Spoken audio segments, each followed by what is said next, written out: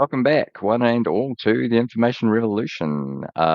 This is our last recording of the year, so we have another special guest, so we'll jump straight into the introductions and get those out of the way. My name is Michael Upton, and I'm an information management consultant based in Wellington, New Zealand. And I'm Judi Vernau. I'm an information architect, also in Wellington, New Zealand. And I'm Karl Melrose. I'm an information and records management consultant based in Adelaide in Australia. And who is our very special guest this evening? So, hi, I'm Helen Lippell. I'm a taxonomy and semantics consultant based in London, UK. Really great to be here. Thanks, Helen. And you and I have known each other for quite a long time, I think. I do believe we first met when we were both working on DirectGov. Is that right? And you were building a possibly. thesaurus, and I was building the navigational taxonomy. That's right, yeah. Yeah. A long time ago. And so it struck me when I was thinking back to that thesaurus, okay, and I was doing the taxonomy, and I wonder now, do people still use the word thesaurus? I know the word taxonomy, you described yourself as a taxonomist just then. Taxonomy is big in your world. You published a book called Taxonomies 2 years ago, plug. Um, and you also, I think, run the bite-sized Taxonomy Boot Camp. So taxonomy, obviously, is that the word that everybody uses these days, or are people? Does anybody talk about thesauri? And also, I mean, it seems to me, certainly over here, that nobody wants a taxonomy anymore. They all want ontologies, even though they don't necessarily know what that means. And I wondered what your experience was. Oh, interesting. Yeah. I mean, I think, as you say, we've known each other a long time, and there's so many different things we can do with this stuff. And I would say there isn't any consensus on what's the sort of word du jour. I would say people don't really talk about thesauri, but don't be sad about that, because all the stuff that is in a thesaurus is still being worked on. It just often gets labelled as a taxonomy, which I know is not really what the purists like, but all that work that's gone in the information professionals field around thesaurus standards and good practice, it's all still there. I hammer home the taxonomy word, as you heard, with my book title, the event I run, and the job title, just because it's a nice, easy thing for people to Google or latch on, and I like being a specialist. But, people don't always articulate clearly what they want in the first place, so a lot of what I do as a consultant is trying to help them get there. I've not seen so much of, oh my God, we must have an ontology, and then you look at it and go, actually, you just need a list or a vocabulary or even a thesaurus. Or people say they want a knowledge graph, and actually they just want some navigation. The new one, I don't know how much you guys have heard about the semantic layer. I think that could have quite a big year in 2025. Okay, right. Yeah. And what I'm taking the semantic layer to mean is all the components and models and good stuff that we have always built, but joined up better and sitting right across people's data ecosystems. So it's quite exciting, and I say that even as someone who's been around for a while and been up and down lots of hype cycles. So I guess what I'm saying is I try not to be too worried what people call things, which is ironic, because that is the essence of what we do. I think for me it's about interesting problems and solving them for clients. So yeah, don't worry about thesauri. We still need synonyms, relationships, and all of that good thinking as more than ever. Yeah, interesting, more than ever. Do you think that the people who write the checks in business understand that they need them more than ever? I I don't know if they necessarily think of it that way, but they understand they need something because, Right. and AI has been quite helpful in some ways in that, because yes, you can do a lot and then the expectations go up, and then people look at their actual content, their navigation, their search, and go, ooh, that's a bit awful and it's not really working. So I think people are understanding that they need more foundations, they need more structure, they need more consistent business understanding of what it is they're talking about. Right across the sort of public and private sector in my recent experience, people are they need this stuff, and Gen AI isn't quite at the level of solving all your business problems. It might generate a model for you, it might generate all the other good things, and there's more and more good use cases emerging for it. But it's not doing all that shoe leather work of going around your stakeholders and saying, "Okay, you're talking about a product. Do you mean the same as what these people Yeah. mean by Yeah. product?" Oh, yes, totally.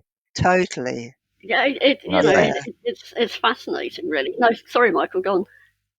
I was just going to say that in terms of those sorts of uh, positive impacts on our work, I suppose, is that I've certainly seen in my world that people understand that you want to train these kinds of algorithms on authoritative information and basically on the good stuff. And so some of that kind of reflection about what's of value and,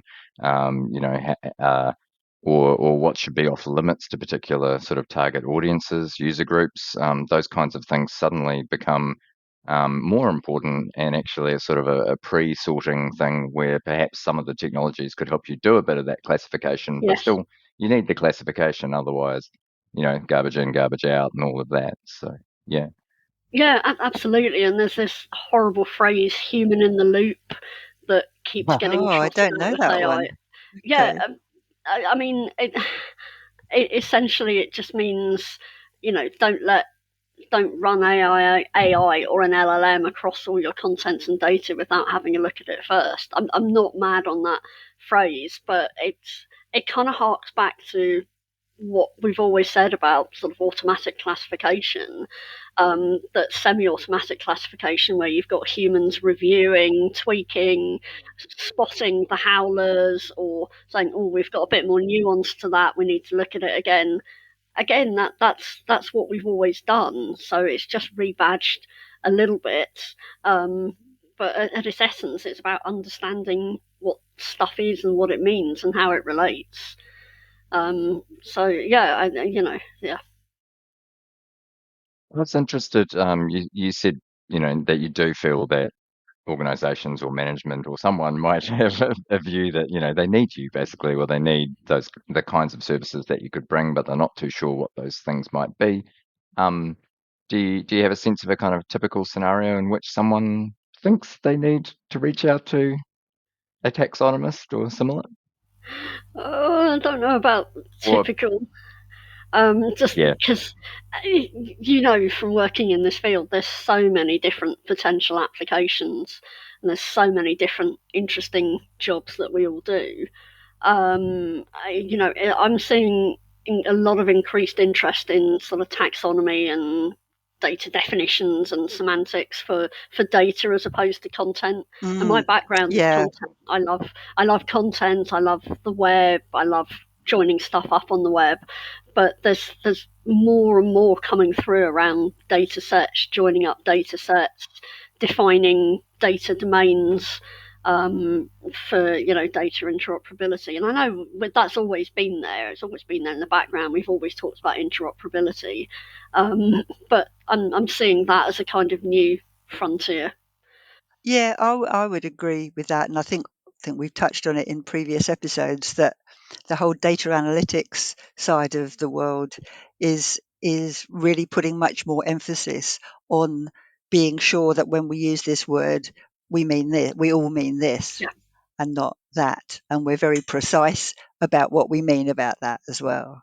Yeah, something I've been working on recently is around countries and geography, and that's Oh, often it's often people think, oh yeah, that's the quick win. Yeah, we'll just yeah, fix the geography. We all know what a country is. We'll just crack yeah, on with that, and then we'll yeah, get on to really. the really kind of messy stuff. And are we And calling Taiwan and yeah, etc. yeah, Yes. yeah, exactly. And this is in UK public sector where, the big P politics do matter. You Mm, can't just go blundering in calling such and yeah. such a country if it's not recognised. But on the other Yes. hand, you Right. might need to model those territories or Yes. regions or things that aren't, ISO recognised countries. And semantics is a great way of recognizing all those different statuses and use cases. Yeah. Absolutely. And mapping them together. Yeah. Yes. So are you're finding it easier to explain what you do to the people who have the money and get buy-in for the work? Would you say? Um, I don't know. It's ever easy No, it's never because easy, is it? no, it's still a little bit specialist. Um, I think there's more of a body of use cases, and when Airbnb started blogging about their knowledge graph, that was a nice thing to be able to point Mm, to because people say, "Oh yeah, I'd like a bit of that." Or eBay do lots of stuff around navigation taxonomies. Amazon do a huge amount of stuff, even though I'm not sure their search is the greatest experience with how they've got it set up, but No, they I would do a agree with lot of that. stuff, behind the scenes. And in the public sector, there's use cases and groups, and so I don't know if it's necessarily easier, but there's just more of a body of stuff to call on. But Yeah. it's always a battle to get resources, especially for anything that's seen as a bit new. I mean, to me, it's the slow work, and that's the problem. It's the every organisation that I'm just trying to think of organisations I've worked with that aren't just trying to move so fast that they almost don't stop to take breath between sentences, and that complete action orientation just prevents some of this real foundation building stuff. And I mean, I look at, you said data interoperability there, and I mean, I was just thinking human interoperability.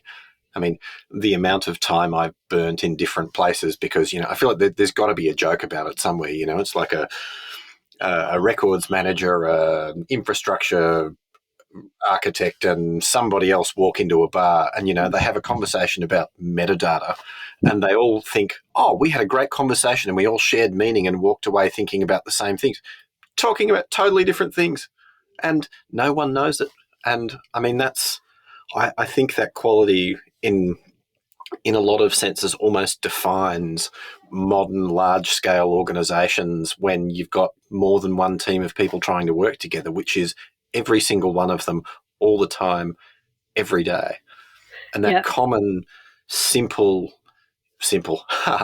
but hard to do, that shared understanding of what terms mean and what they mean for us and how we act on them. I mean, just seems to be one of those things that we don't do. And so, then you start saying, well, we're going to step back and do it for large scale systemic work.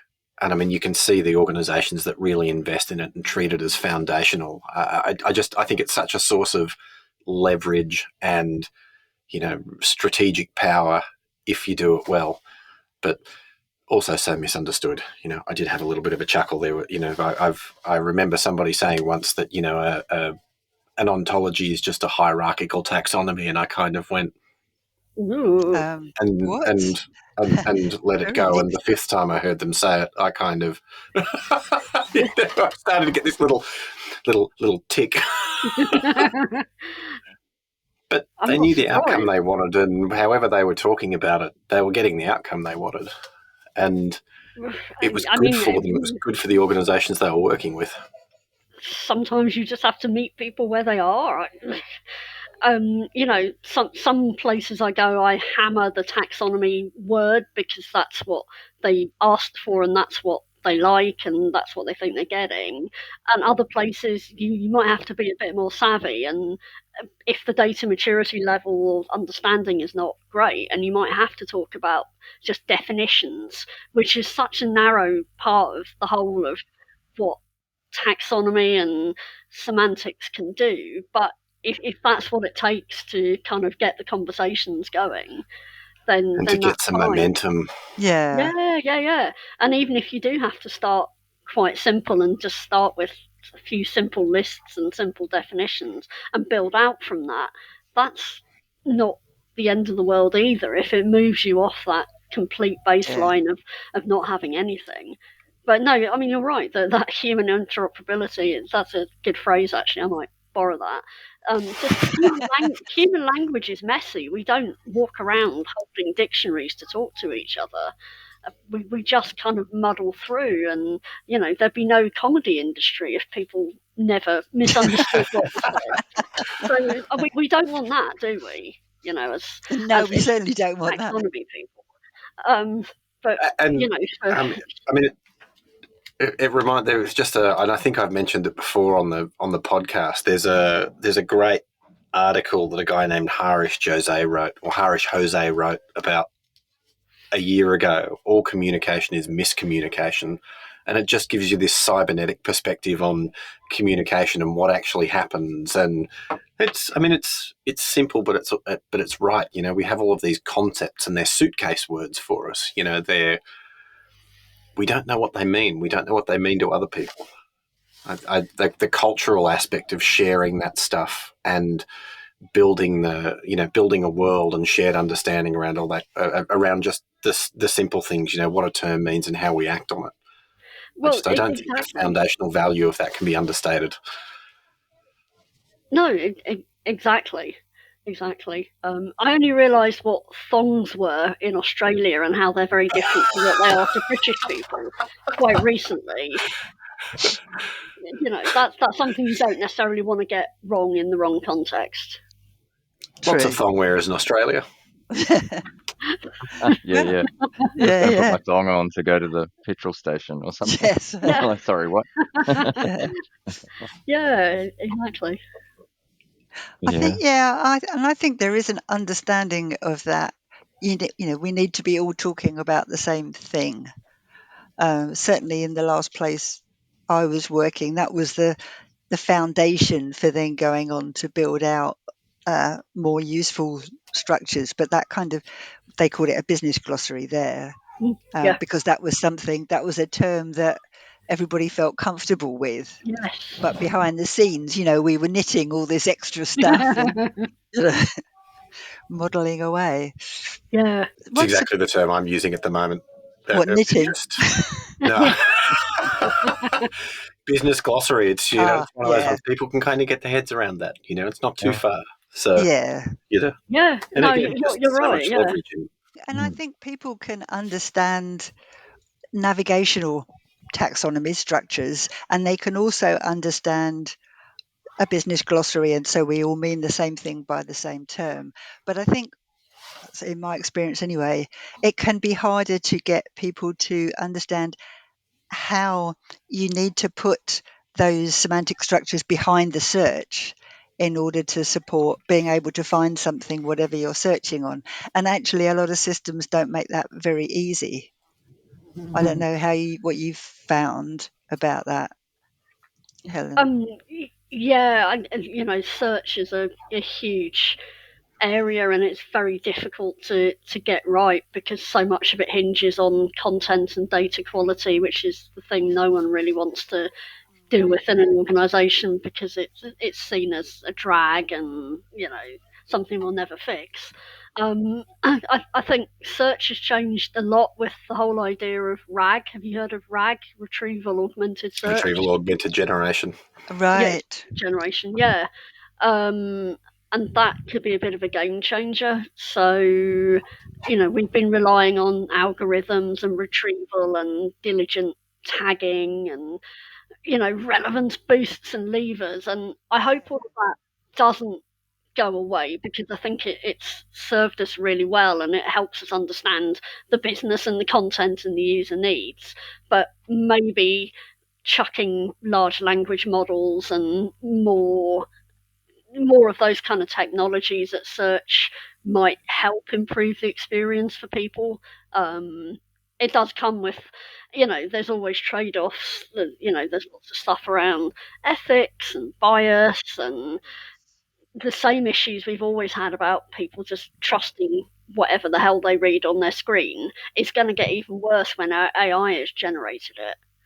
Yeah, for And that's sure. not just in public web, it could be internal as well. Mm. Do you know the story about the Canada Airlines chatbots? Yes. Where Write someone a was, policy. Love it. yes, I think it was saying you can sack anyone you like whenever you like, and that wasn't true in that jurisdiction. And Oh, you know, right. yeah, I don't think it went as mad as some other public chatbots, but it was certainly merrily telling people they could do things that the company would not let them.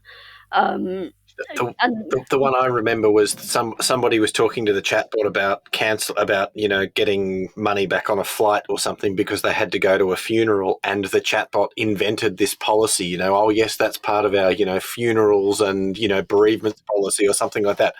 Doesn't exist. Never. yeah. not an official document. Nothing. Well, yeah, and that's a good example of what you were saying, Karl, about organisations just moving fast, breaking things. Oh, we've got to try the thing, and not being more reflective. What if this thing actually makes up policies that don't exist? Are we liable? Are we going to leave passengers in some really dreadful or expensive scenario?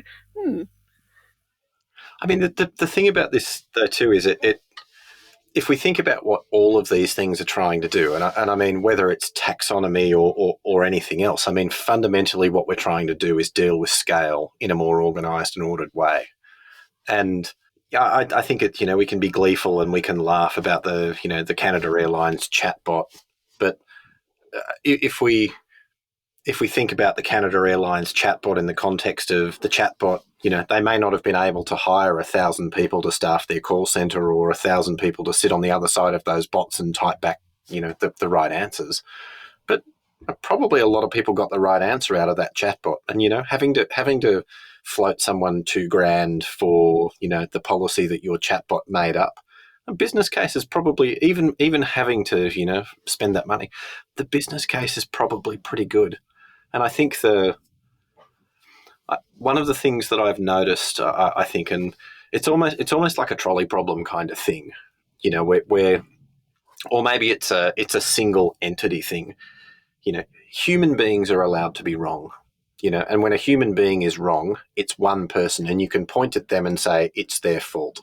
But when the chatbot's wrong, it might be wrong 100,000 times. It doesn't work at people scale, and I think we have we have a real difference in the way we think about that, because Canada Airlines, I mean, they're and I know we're talking Canada Airlines. We should stop probably talking about specific companies. Let's random company from anywhere. They've probably got. How many times do customer service agents make mistakes? There was a great piece of research about this a little while ago, and they were looking at. It was a big US government department, and they called in and they got advice about specific situations. And I think they found that the service agents were correct in 56% of cases. They gave the correct information out in 56% of cases. But we don't look at that. We look at Canada Airlines chatbot and we go, "Oh, catastrophe, AI, everything is bad, it's all broken." And we don't look at how often people are wrong.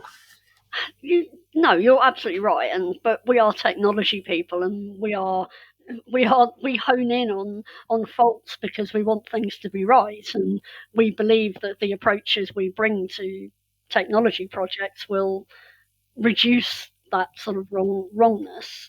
So I think we shouldn't stop calling out madness, even though humans. No, I agree with that. Yeah, but I mean, just one of the things that I deal with, pretty regularly is, we're using auto classifiers for different things. And, people will look at them and say, oh, God, but it's only right 95% of the time. That's And I'm sitting, fantastic. Yeah, I would be happy with that. anyway, do you know Yeah. how much work it took to get to that point? And do you know how careful we had to be with how we trained it and everything else? And do you know how accurate a normal person is? There's sort of, on one hand, I'm explaining to people, how to classify things, and they've been getting it wrong for years. And on the other hand, they're saying, oh, God, the machine learning classifier is only, 70, 75, 90, 95% accurate. And we don't look at those two things and weigh them up the same way. We don't have any. It's a base rate problem. We don't actually have a sense of what the base accuracy rate of the human race is, and so we bring these tools in and we start saying, "Oh God, the tool is only X% accurate." We've got no idea how accurate people normally are. Be careful! I'll go on a rant about functional classification at this No, point. please don't. Carl's favourite topic. Yeah. Anyway, I might take things in a slightly different direction if I may. Excellent, good. Please do. I've been on this for too long. Helen, I listened to a talk you did. I think it was a video on YouTube, and you were saying about how a taxonomy is never finished, I think is the phrase you Yes. used. And I thought that was great because, it's certainly my experience with any kind of information architecture. And I was just interested if you wanted to share some more about your experiences with that, or what that might mean for you in a consulting context, or just I think it's a really Yeah. interesting topic. Yeah. Oh, sure. Yeah. Now you've opened the floodgates. Yeah. No, Your turn. I can't remember where I said that, but I think it's something we all abide by. I reckon, if we seriously work in this field, because we know that language changes, business needs change, systems change. That taxonomy you beautifully designed for that website won't scale up for an app, or it won't be useful for that chatbot where people are interrogating with the same kind of queries they might have once had to go through the FAQs for. So the needs are always evolving. We know that language always evolves, and that seems to have held for whatever domain I'm in, and even in sort of the UK public sector, where some of the kind of policies and norms are centuries old. Still, new stuff comes along, new policies, new directions. And I always kind of hammer home to people that it's not a sort of one-off project. So yeah, you might get me in as a consultant. I'll help you build something, hand it over, bosh. But you have to have that governance and maintenance in place. Otherwise, it will just deteriorate. Because I sometimes see it from the other side. I've had a client, they sort of built quite a lot of the business infrastructure and the customer proposition on a taxonomy that was serving business rules for content targeting. And then they got rid of the taxonomy and taxonomist and all their team. And 5 years later, it's a complete mess. And customers are cancelling. We're losing money because this thing hasn't evolved. It was kind of a little bit jerry built in the first place, but that's okay. That can happen. So it needed a lot of remediation that, in the end, probably cost them more than just keeping the taxonomist on. Yeah. It lost them sort of market share and hassle of having to deal with angry customers, and chatbots can't necessarily placate people who've got the wrong content. When you're building your whole business model around, we give you targeted, accurate content at the exact point where you need it, and you're serving up nonsense. So just for the sake of a little bit of governance and maintenance, it's not like it would have needed a cast of thousands. Just someone to keep on top of it, keep up with what's going on in the business, what's going on, what are customers asking for? Maybe we should be representing that more in the taxonomy, those particular topics of interest, because the world is not static. So I always hammer that home to people, even if I'm just doing a really short project with people, that this is a business asset, treat it as such. You wouldn't spend millions on like SAP or a finance system and then, not expect to have to do upgrades or look after it over time. But people don't always see How information as the same level of seriousness sometimes. Yeah, well, it's absolutely. the decay. The decay isn't as visible, at least in my experience. I mean, if I'm working with an organisation that's building freeways, I mean, when the freeway's decaying, you can tell. But when the information structures that support the maintenance of that freeway, for instance, are decaying, how do you tell? What are the leading indicators for you, and how do you help people see the? I mean, let's call it drift, for want of a better word, unless you have a better word. I'm sure you do. I know that's a good word actually. It depends on the application. Sometimes I'll come in because someone's had a crisis. Someone couldn't find the policy they needed and they did something wrong and something catastrophic happened. And that you always feel a bit bad because I'm exploiting a crisis, but I wasn't there. So when something really bad happens, or if it's a regulated industry and they've been pulled up in an audit or by a sort of third party, sometimes that can be a driver for change. Sometimes if it's e-commerce, then it's, we're not selling as much in a particular product line, and it turns out it's buried 4 levels down and no one can see it, and the customers are all calling it this and you haven't updated that. So it's very kind of sector and application specific, but it needs somebody in the organisation to say, hang on, there's something not quite right here, and hopefully it doesn't get to the point of a catastrophe. Lots of records managers get roles or contracts because something went catastrophically wrong, and it's like, just do the stuff properly. But Yeah, Invest in it consistently, yeah, sustain it, and that is, I yeah, mean, the sustainment piece, and this we were touching on this recently with another guest, that problem of, I mean, for me, there's always a project in building it, but because the decay is so hard to see, yeah, how do you then make the case for investing in it? Because it's kind of that, what's that idea? You go bankrupt very slowly, then all at once. I feel like it's the same kind of thing. It's the sort of, yeah, it's just a little bit of momentum or a little bit of speed that bleeds off very slowly over time. And then before you know it, there's a huge difference between where you were and where you are, but you can't see it at the time and you can't feel it. You've got to, I feel like it's one of those areas where it's almost about education. You've got to educate people that these things exist and that if they're not sustained, they do create problems. But I'm always at a bit of a loss myself to really make that case and do it well. yeah. It's really a very cultural thing, isn't it? You have to try and, I mean, generally the organisation, it's a mindset. It's people caring about the data and the information that for most organisations that's their lifeblood now. That's what your competitive advantage, or that's what your ability to do your job as a public sector organisation hinges on. And I don't think that's quite sort of understood yet.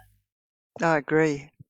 Yeah, It's almost, and I think we touched on this too. It's almost about that, having those front line and first couple of lines of management that really understand the difference between their team with well organised records and information versus their team with poorly organised records and information.